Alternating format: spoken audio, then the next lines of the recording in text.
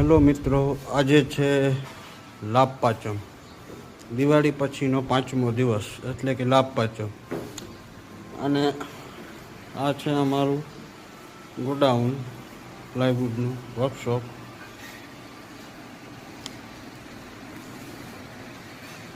લાભ પાંચમ એટલે કે દરેક કારીગર ભાઈઓ, મિસ્ત્રી ભાઈઓ નવા કામની શરૂઆત અને નવા કામનું મુહૂર્ત કરે તે દિવસ એટલે કે લાભ પાંચમ.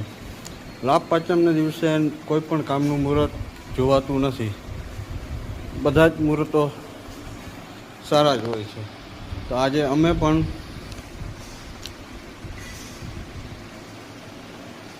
ભગવાન શ્રી વિશ્વકર્મા દાદાની પૂજા અર્ચના કરી નવા વર્ષની શુભકામના લઈ ભગવાન વિશ્વકર્મા દાદાના આશીર્વાદથી નવા વર્ષે કામનું મુહૂર્ત કરી પ્રસાદી ધરી બધા જ હથિયારની પૂજા કરી અને આ વર્ષે શુભ શરૂઆત કરીએ છીએ.